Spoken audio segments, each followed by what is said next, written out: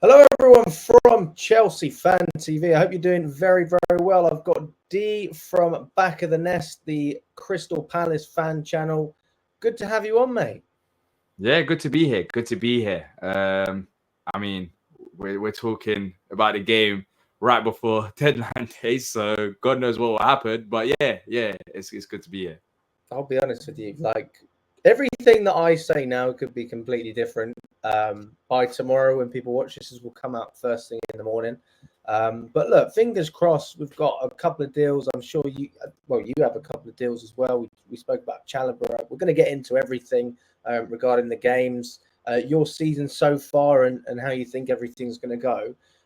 Let's just start with. How do you feel as a Palace fan at the moment? Are you happy? Are you a little bit annoyed? Do you think there's things you could have done better? I would say I'm still happy. I'm happy because we've kept Oliver Glasner despite there being links to him going to Bayern Munich. I'm happy that we kept the director of football, Dougie Friedman, who's linked to Newcastle.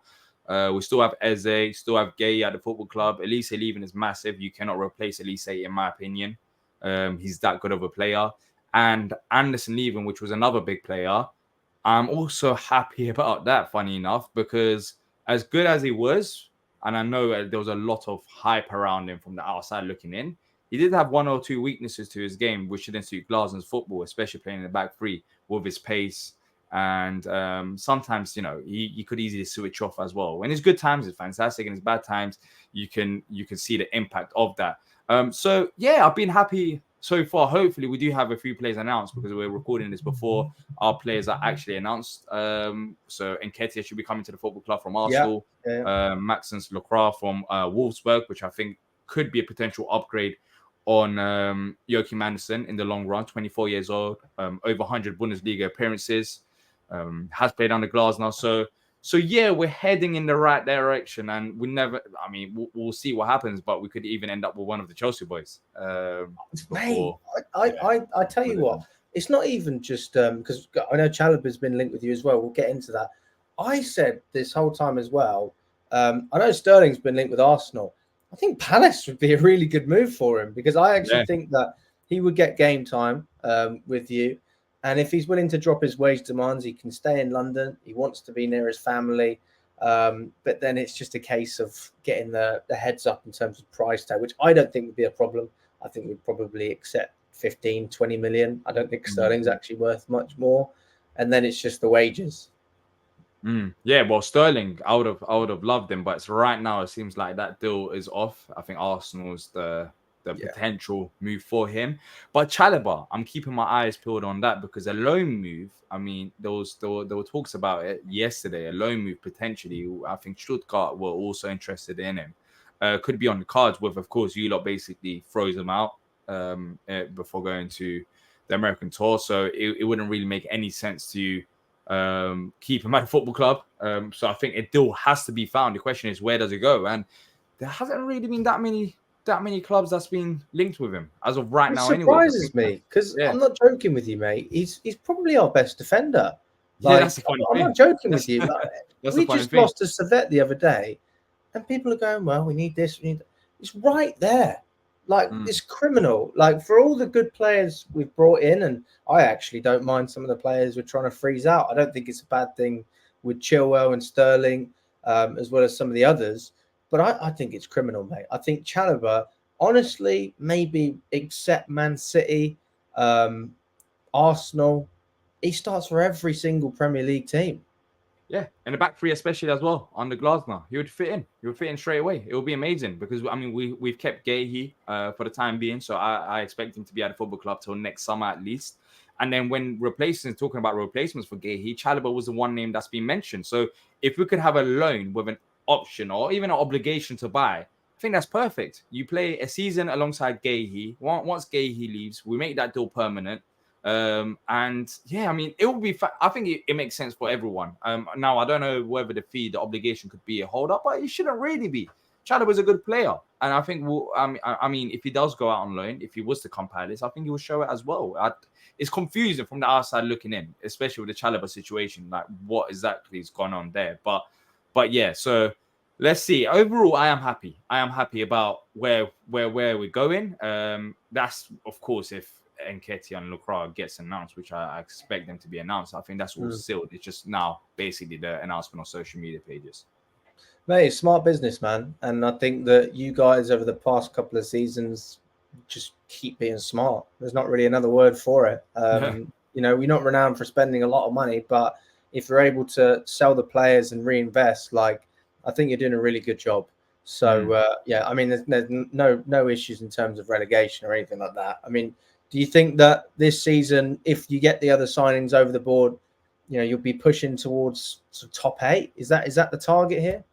Well, look, the big aim, is of course that, you know, top 8, to try push into top 8, 7th. But that's incredibly difficult, especially with the amount of clubs in the Premier League that have, you know, that are in a strong position. However, with keeping Eze and Gay here at the football club, I think our starting 11 weakened as soon as Olise left, and it's not a bad thing because Olise was always going to go at some point, right? But the thing is, it's never going to reach that point of having Olise in the side, because for me, you cannot replace Olise. So I think our starting 11 naturally weakened with him gone. However, our squad in this summer improved, which is one area we've lacked in. We brought in Chad Riyad. Unfortunately, he's out injured for 6 to 8 weeks now. He's another centre-back option. Daichi Kamada, we got him on a free from after his contract run out at Lazio, but he's played for Oliver Glasner before at Frankfurt when they won the Europa League. He's played against English side, so you know he's got that experience. I think that's a very smart business. Ismail Issa over Jordan Ayew, I think that's a step in the right direction as well. I think we've quietly improved our squad. Nketiah, I know it's as a Chelsea fan, you'll probably end up loving Nketiah. No one really rates him. But I do think there's a player in him. We've been after him for a while. And the manager to get the best out of him, in my opinion, if it's anyone, will be Glasner, based on what I've seen since he joined the club, because he's literally done it with everyone. Will Hughes, before Glasner, was written off. But funny enough, I'm not worried about Will Hughes if he was to start in midfield. Or even Nathaniel Klein. It sounds crazy. We're still talking about Nathaniel Klein in 2024. However, he's capable. He's shown that he's capable enough under Glasner to do a good job. Mateta, he's transformed his career. So Mateta wants to go though, doesn't he? What was that? Mateta, does he want to leave? I saw something about that. What's going on with this? Look, when he doesn't want to celebrate anymore. What's going on? It's crazy. I don't know if that's true or not. I guess only time will tell when he does end up scoring a goal. I think he will do at some point. Well, he scored against Norwich and he didn't go to the corner flag. That's the celebration, to hit the corner flag. But if he's literally not celebrating because of contract talks, that is one of the most pathetic things I've ever heard. If that is true, by the way, from a 27-year-old. I mean, why on earth would you stop your celebration going to a corner flag after you score a goal because you're in negotiations for a new contract? Mateta, when he joined the club, we've been very patient with him. Very patient. There were talks about Mateta not being able to head the ball. I mean, that's the level we were at. He can't jump for the ball. He couldn't jump for the ball at some point. However, credit to him. He's transformed his career and he's playing well.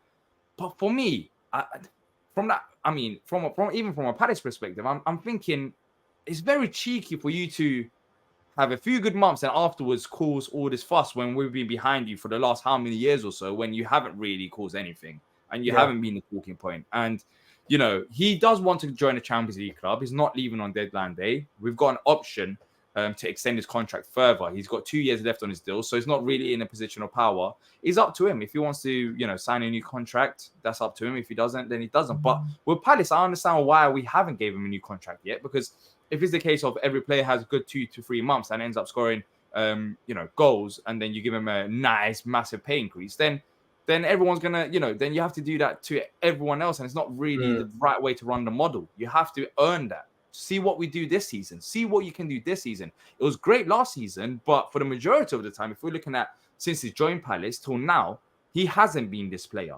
So I think what Palace are doing is, let's wait and see, JP. I mean, what do you do this upcoming season? And then we can give you a new deal if you perform at the same levels. You can't just, what if we give him a new contract today?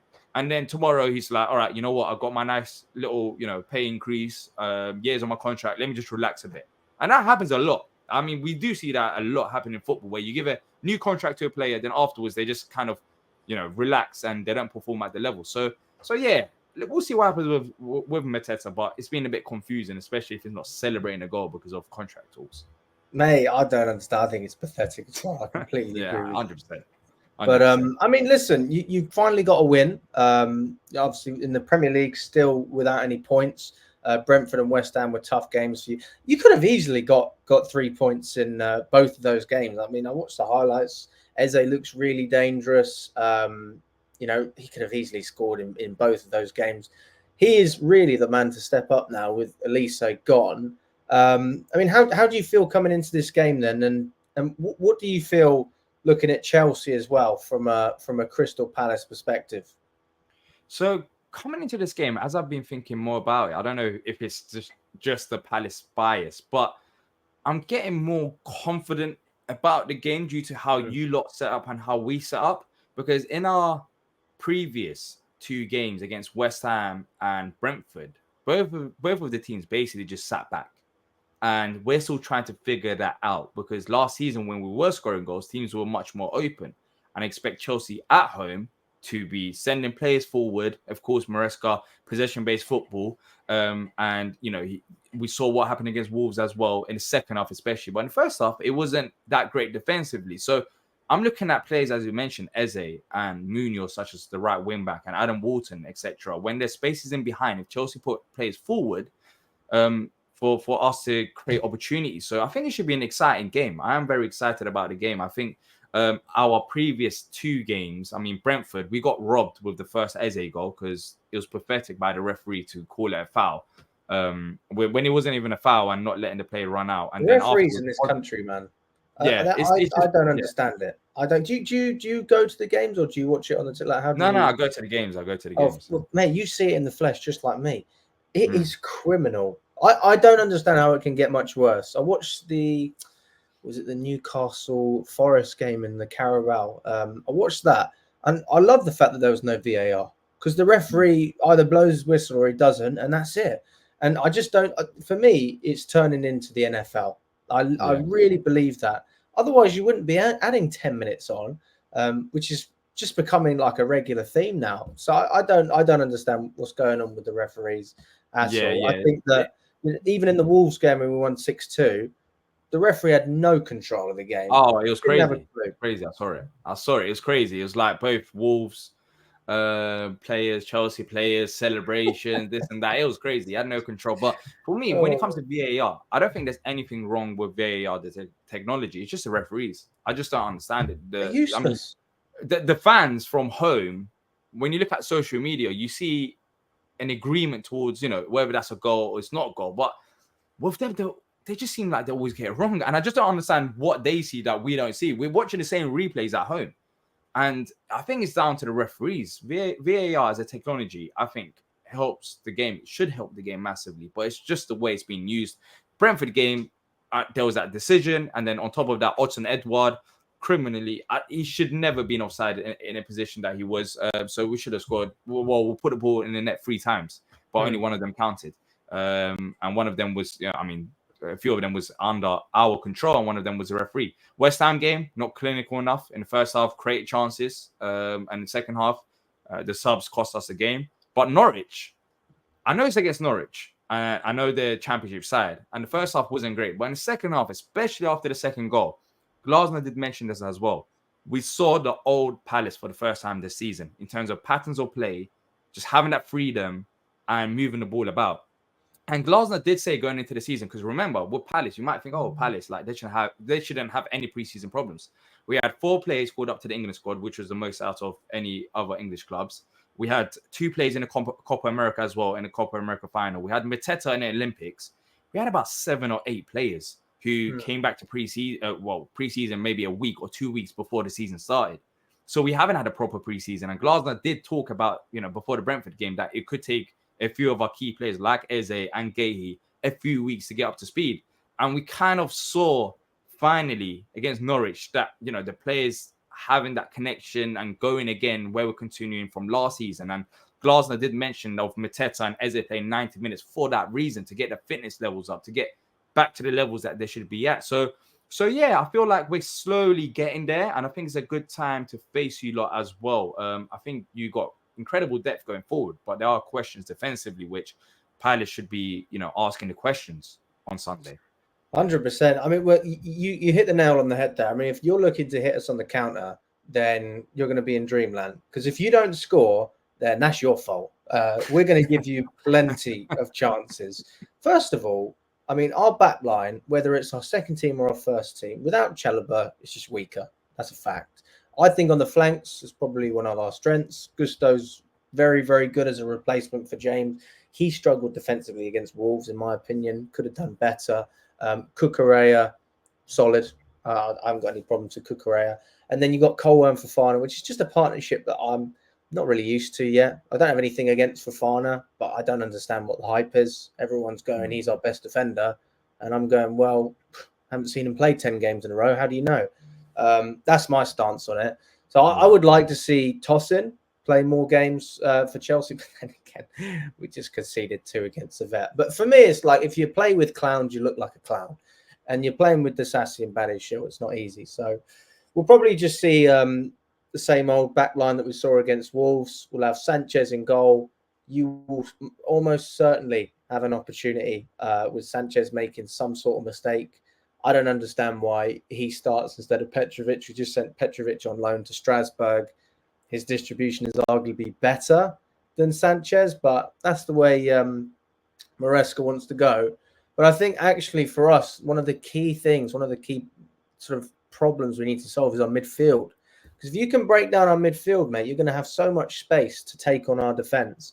And we're just not tight enough. So who's playing? Do you have a 10 at the moment? Is it Wharton? So we play with 2 number 10s. So we play 3 at the back, and then we have 2 midfielders, holding type of midfielders, but they normally push forward as well, such as Adam Wharton. And then we have 2 number 10s behind the striker. So we play with 2 10s. That will be Eze. And then on the right-hand side, I expect it to be Daichi Kamada, who scored a goal and got an assist against Norwich as well. So there will be 2 number 10s, and then you have Mateta up front. So, it's 5 at the back out of position, 3 at the back in possession. Yeah, I mean, if you can get through that area. Thing is with Enzo, right, Fernandez, like on the ball, I don't think there's many better in the world football. He is so good in the 6. But off the ball, he just struggles, man. Doesn't have the pace. Just lacks it defensively. Like, again, you know what you're going to get from him. And then you got Caicedo, who hasn't had the best start to the season. Could have been a lot better. Maybe he just needs a little bit more time to gel. We are definitely missing Lavia. At the moment, he is probably our number 1 pick in the midfield, but he's still got an issue with his hamstring. So we just got to be careful there. If you can find that space in between, I think that's where Eze, Wharton, those players, then you're going to have a lot of fun. But I think you're also going to concede quite a few as well. So for me, I see this as like a 3-2 game. I think we'll probably edge it, if I'm honest, but no surprise if you guys score. I think you've just got so many threats. Even if you look at set pieces, right? We attack set pieces really well at the moment. We've just got a new set piece coach Bernardo Cueva from Brentford. And he's getting us playing well on the set pieces when we try and score, but defensively we just lack it. So I think if Mateta, I mean, you said he can't head the ball. Has that changed? No, well, he couldn't head the ball before. That was the levels he was at. There was a clip, I think it was in training. I think Palace removed it afterwards, but it was Zaha saying like, why can't he jump for the ball? And we're talking, he's not small, by the way. Mateta's not a small player. It's massive. But that's the funny thing. Like, that was the levels. That's the conversation we were having. We were having conversations. Can we sell Mateta for £10 million? But despite that, the club still stuck by him. And now the cheek of it, if it is all true, of him saying, you know what, I want to join another club. It's like, you've had a good few months. Let's just relax a bit. We backed you for this long, and then now you want to just leave straight away and cause all this fuss. So, but yeah, he's not in a position of power. I think Mateta is one to look at for your centre backs as well. I think he causes problems, especially Levi Colwell. I think that would be the one battle to look at. How I think Fofana will be able to handle Mateta, but Colwell versus Mateta, that'll be a good battle. Look, I think there's going to be goals in this game. I think there's going to be chances as well. But the way we set up, I think the difference is you would probably most likely have more possession. Well, you should have more possession than us at home. But the thing is, in previous times, when we let you have the ball, we let you have the ball with the team defending just to save their lives, just to get a point. But even in the press conference today, when Glasner spoke about it, he did say that we're going to Stamford Bridge to win. I think mentality is very important.